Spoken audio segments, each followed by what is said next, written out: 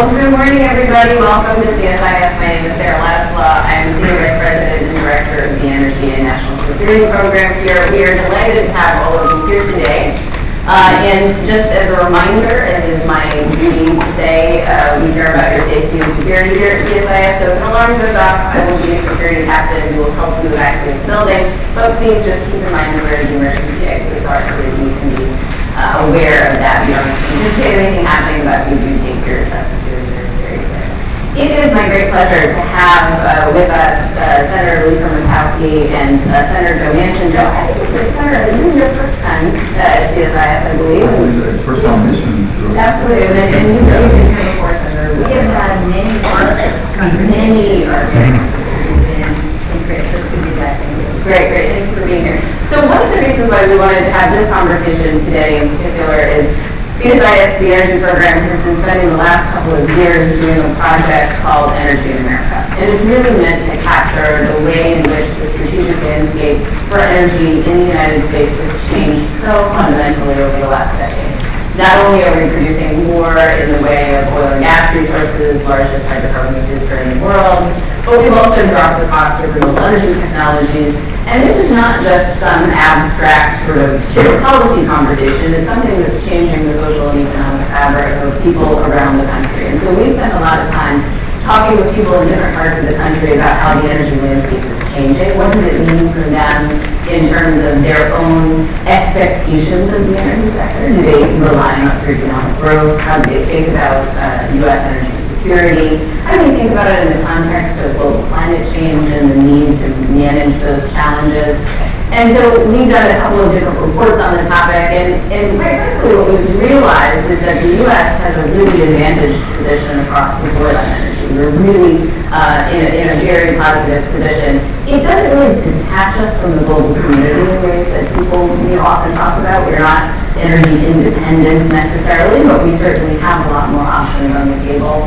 And when it comes to creating economic development out of energy resources, we found that there's kind of a mixed story. In places where you produce a lot of oil and gas or coal resources, depending on how those communities reinvest those resources and think about it as part of their broader economic development strategy, sometimes that goes well, sometimes it doesn't go well.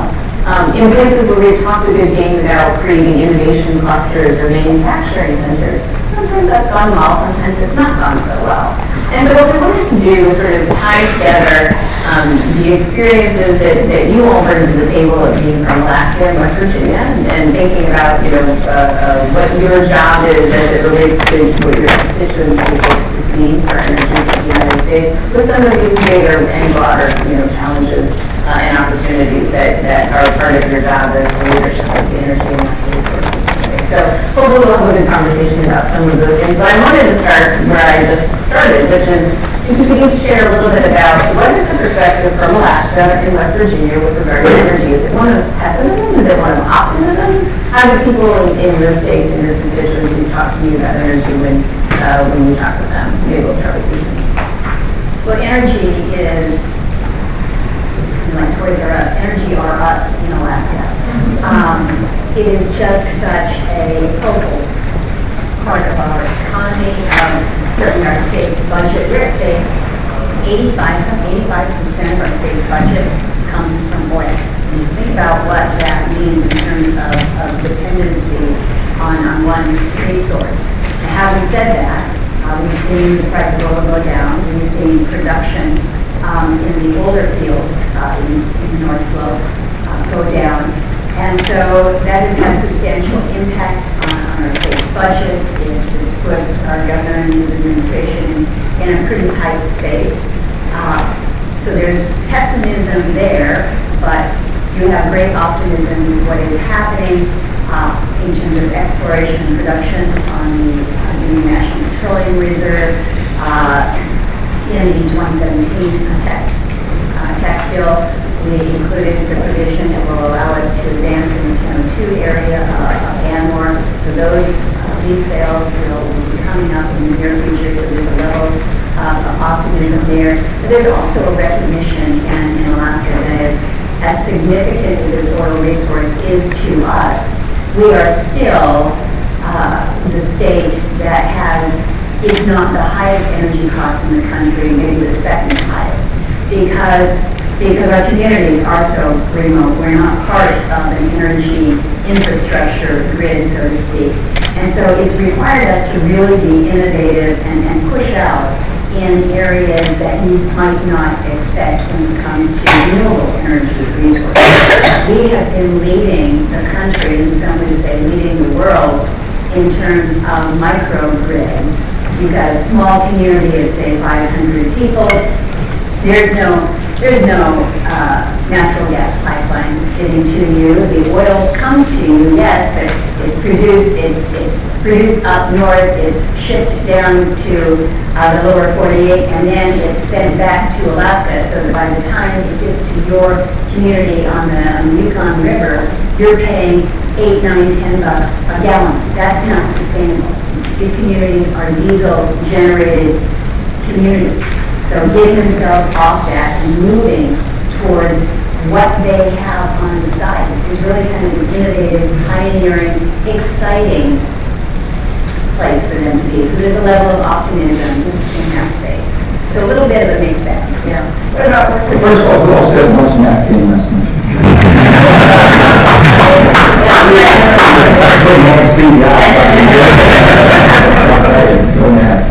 Anyway, West Virginia, we had a transformation, if you will. We've been a leading energy producer for centuries. And coal has been abundant, and the quality of coal has been excellent in West Virginia. And so I look back at it because I grew up right in the coal field in North Central West Virginia. Had four of the largest mines in the world right around me, and everybody I knew worked there, and my family depended on it because my grandparents was a grocery store, and dad had a furniture store, and basically it was the economy that kept all this going. We always looked at the high levels. The energy markets were always high. Depending on what the world market was, we looked at demand and the national market was for steam coal and for metallurgical, because we were blessed with two high-quality steam and metallurgical coal. When I was governor, fast forward up to the 2010 era, we were still producing 150 million tons of coal. When I was younger, there were always been 200 million tons a year. So we pretty much depend on that.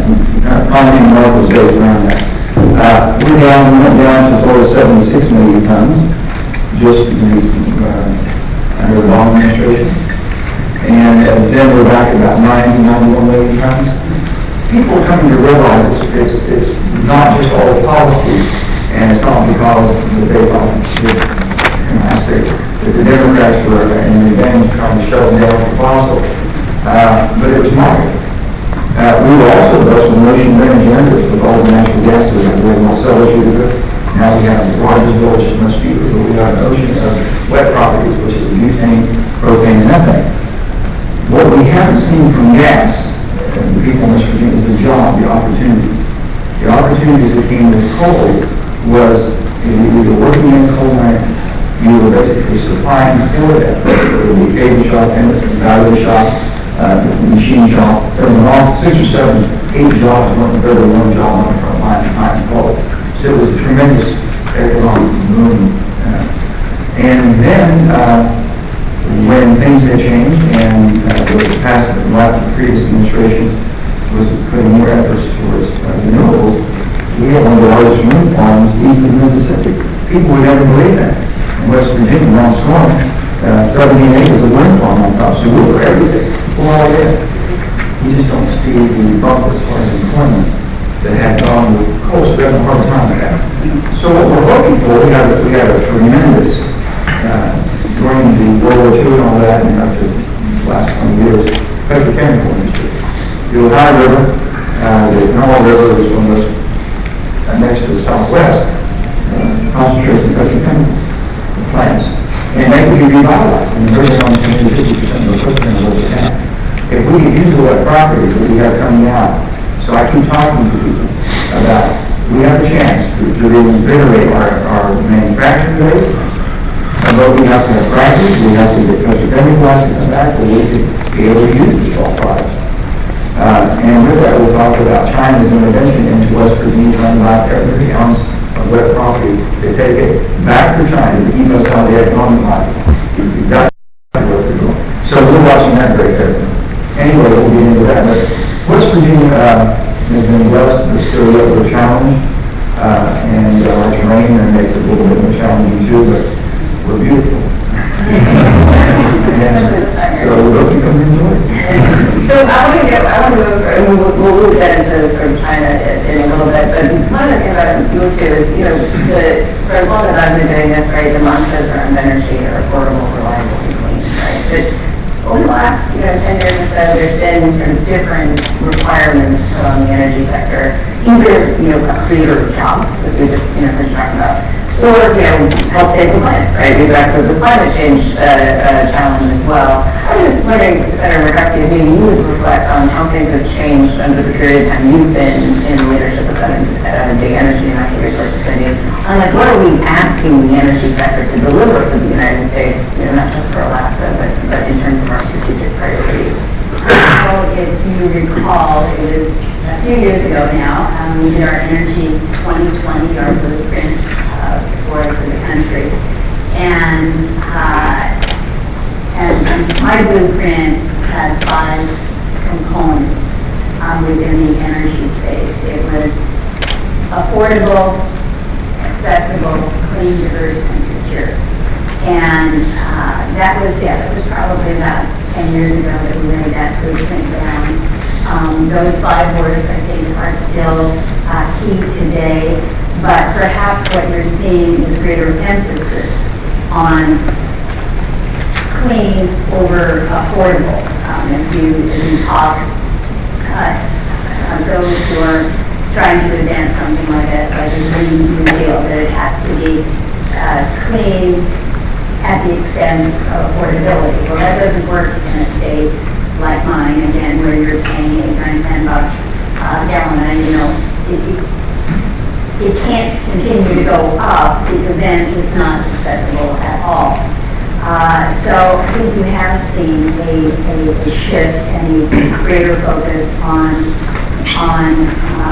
clean and renewable, but also the resilience side. This kind of factors into what Senator Manchin and his constituency in West Virginia has seen, but making sure that we have this level of resilience. People want to make sure that, yes, their energy is affordable, but they also expect it to be there on demand.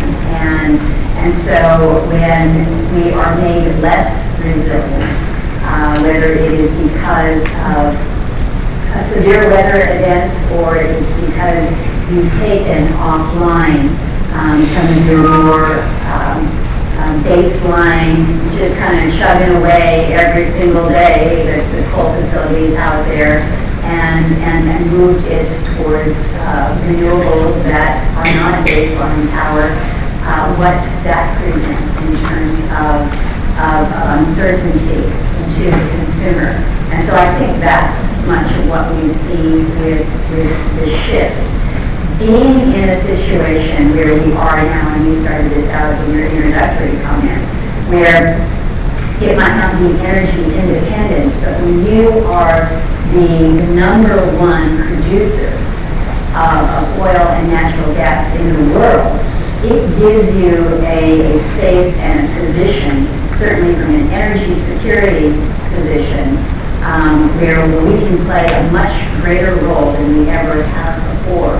That is also a factor that is new. It's just been in this past decade that we have gone from a nation that was building import terminals for LNG to now figuring out how can we move our LNG to export more rapidly. So there's been a lot that has changed. It's come about in a very short period of time.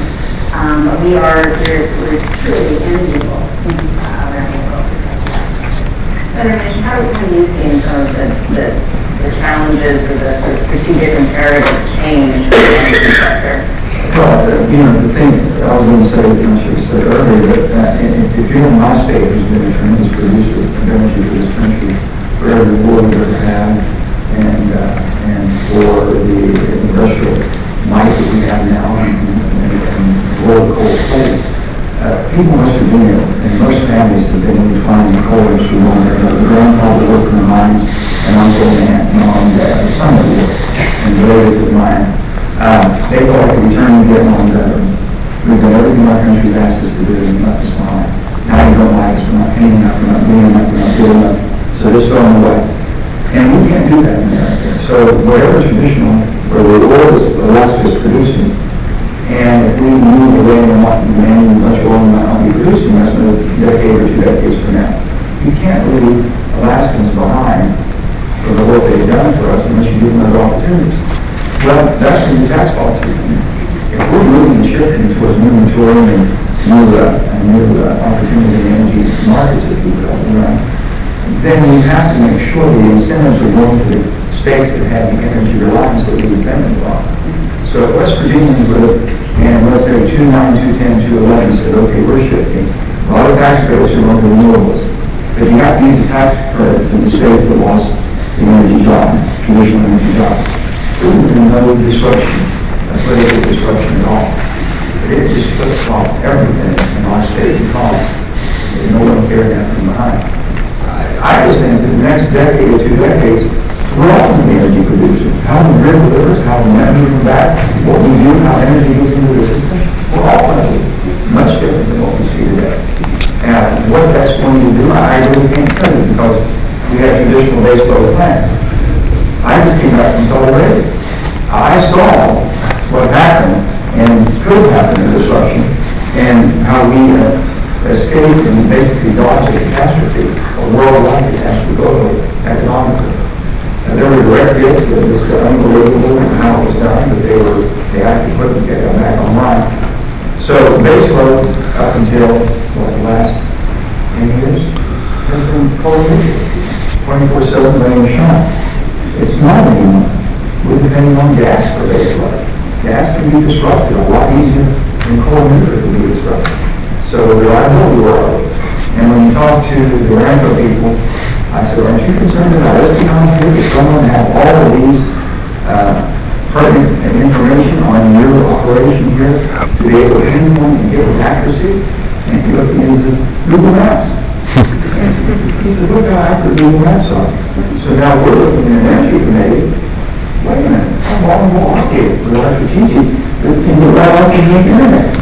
So we've got to make sure that we're going to know if we can protect what we have. But the base load is going to be a little bit different. Is that less of our reliability?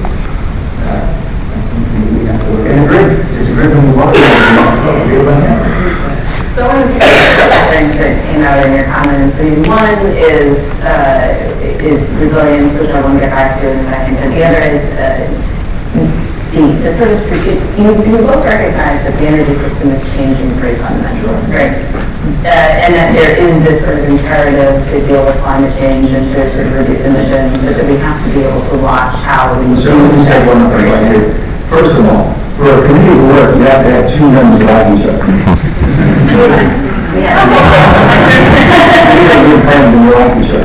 On top of that, that means we have both great staffs. We both have been blessed with good staffs.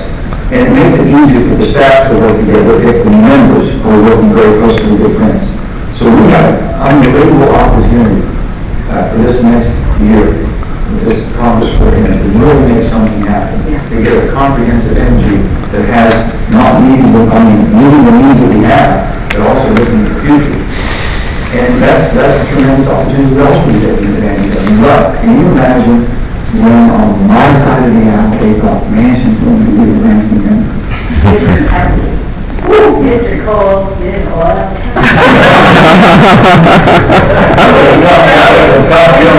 You started focusing on climate change. That was the first thing. The first climate change meeting that we had here was in 7 years. And there's no one in West Virginia wants to be very area very water. We're all for climate change. We know what's happening. We know that we're responsible. We can do better. But with that, I've said this. I'm for innovation, not elimination. Because elimination is not going to work. It's not really what it's for. And if you think that that's going to change the world, by us eliminating, they're going to follow us. Well, shoot yourself in the leg and see a lot of it. No, that. Can you answer my question, which is, you've chosen to focus on innovation, right? Which is both a very bipartisan thing, we've seen lots of support for additional levels of innovation. The question I have is innovation just in investing more in R&D enough today, right? And so this is where I like to sort of bring in the idea of competition with China, competition with other players that are not just investing money in R&D, but they're organizing themselves around industrial strategies to compete in the energy sector. And so one of the questions I've had is, you have had a number of climate change hearings, you've had a number of hearings that have focused on innovation. I've been privileged to testify at a couple of them, and they're really good discussions about these serious questions.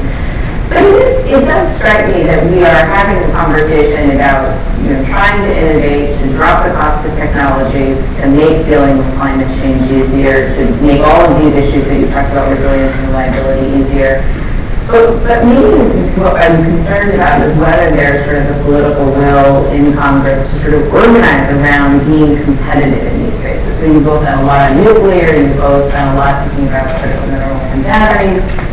Do you think that there's the appetite, whether it's through comprehensive legislation or through some other sort of initiative, to be able to really put forward not something that just sort of invests on the R&D side that says, I'd actually really like to compete in these spaces and be competitive, but there are sort of, if you're sort of free market economy kind of idea, kind of pulls back from having conversations like that. I don't think that innovation on its own is enough. You can have all kinds of great ideas in the basket. If you can't put them into implementation, if you can't modernize that grid to accommodate what you have innovated, if you can't translate it out to the consumer, then what you have are just a bunch of good ideas in the box. And so we have always, I think, performed well in the good ideas category. This is American ingenuity. We love to talk about it. We are great at it. But what we need to do better is to figure out how we facilitate it. We talk a lot about, in the R&D space, how you get from the good ideas section past the valley of death where all good ideas go to die and into the true implementation. We have a ways to go with that, and some of it is our own regulations, some of it is those who would say, I don't care what gains you have made in efficiencies, you're still dealing with a fossil-based energy source, and so I don't want you to move it anywhere, in any way. And so you've got those naysayers that hold you back. So innovation on its own is not the sole answer. It is really working throughout the full panoply of how you make these transformational measures happen. But in terms of competition, I think this is where we have a lot of room to grow. And it's not just competition here in this country. It's making sure that we can help lead with other nations in cooperative partnerships.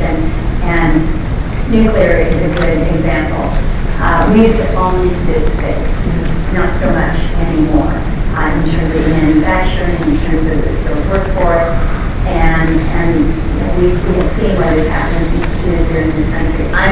We're seeking to revitalize this. We've got our NELA bill, the Nuclear Energy Leadership Act, that I think can help us again in this competitive sense. But another thing that we have just recently introduced in these boundaries, what we call a strategic energy initiative, that will help facilitate an opportunity, a role for some of our financing institutions, Export-Import Bank, to help facilitate the project in another country. Right now, if you're in a nuclear space in another country, the entities that are out there that are helping are are Russia and China. Not because Russia and China are so great, it's that they have state-run enterprises that are there to help make it happen. So we're not competing globally that way, and I think that there's an important space for us to step up as a country.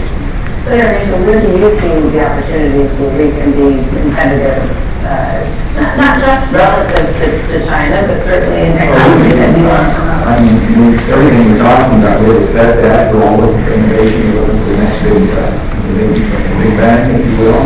But the big bang is basically energy efficiency.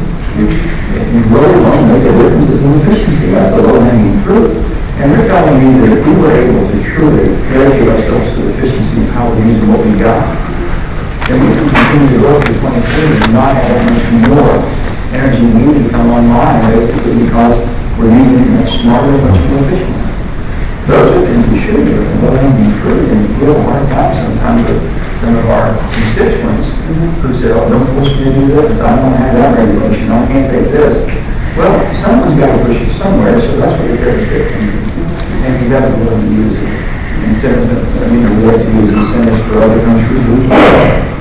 I've been told that if we quit using, and let's say that our friends who are pushing an Green Deal, if we quit using every drop of oil, every MCF of gas, and every lump of coal, you can change the environment 15%. Okay, now, if you believe, if you're trying to say it's all North American climate, not global climate, then that's a whole other story. But on the other hand, if you want to say, okay, how do I get India to start using scrubbers, robots, boilers, and baghouses for mercury and tertiary carbon capture and utilization? How do I get them to do that? You give incentives to your own children to do your market for trading. You incentivize them to do things. But if we're not willing to do that and penalize them and say, we're going to use it later. I recall back in the turn of the 20th century, you don't need to do it than you have, and you can how you're using it. Use basic energize your country to be a superpower of the world. Now you don't want to need to have someone in rural India who's never had electricity. Do you think my grandmother in 1930 cared where that energy came? She would put on switches and lights on, or have a washing machine for the first time, or a refrigerator? Not at all. So we've got to put ourselves basically where they are today, multi nations, and what they're trying to find. How do we help?